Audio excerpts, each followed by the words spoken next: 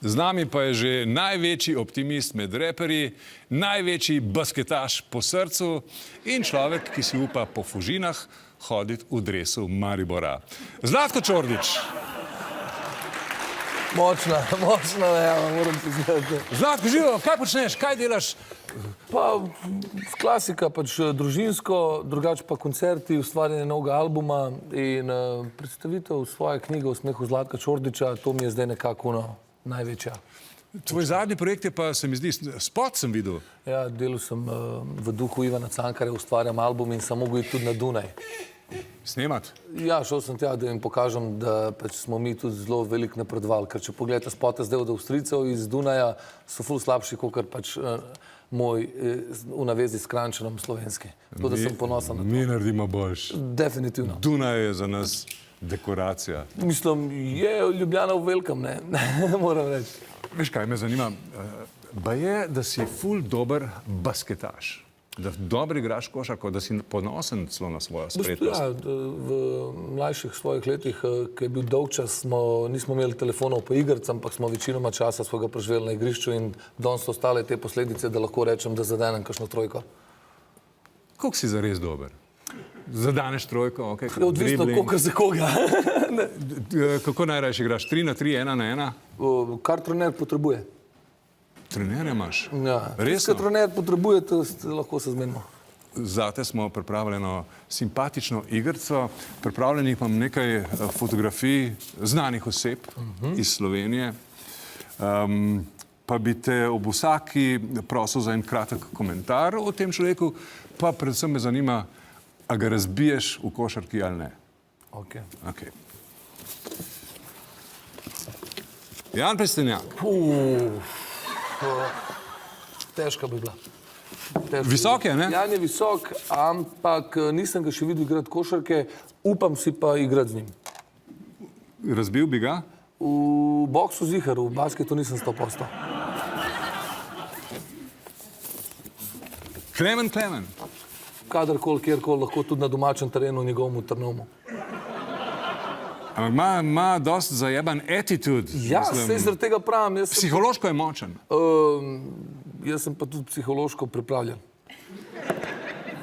Kako ti je všeč njegova muzika? Zelo. Odraščal sem ob Klemnu in do Klemna imam neizmerno veliko spoštovanje.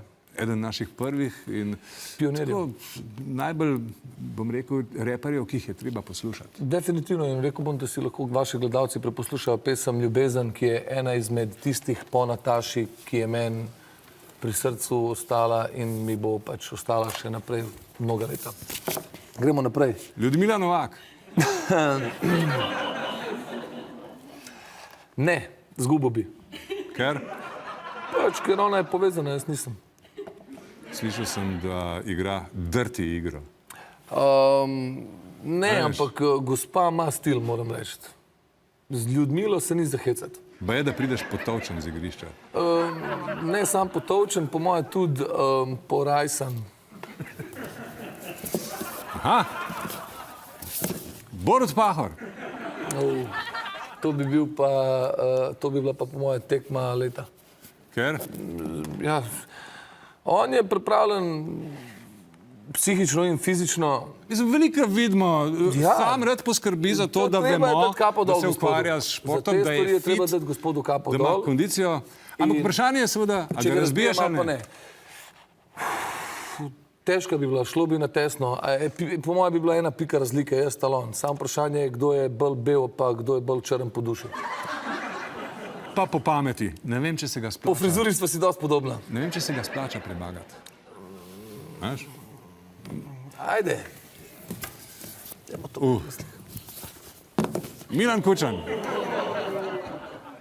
Ja. Če ga primerjava s Plestenjakom... V njegovih najboljših letih, po moje, bi me on premagal. Hotel sem reči, če ga primerjava s Plestenjakom, gre za čisto eno drugo konstitucijo. Ja, ampak moramo vedeti, da te majhni, ki so playmakeri, ne, in playmaker je v košarki vse, ne, in on bi lahko skakal okoli mene. In med nogami. Med nogami bi šel definitivno, ne. Sam jaz imam kar dosti velike jajca, tako da bi bilo malo bolj težje to speljati. Gospod Dončić.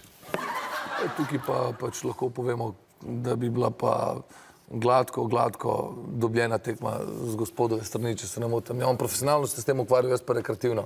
Ampak, ok, teoretično veliko ve, ne vem pa, če je v formi. Ampak enkrat, ko imaš tehniko, to je tako, kot pri kolesu, šut ti zmer ostane, ta groove zmer ostane, tako da tukaj bi se kar udal.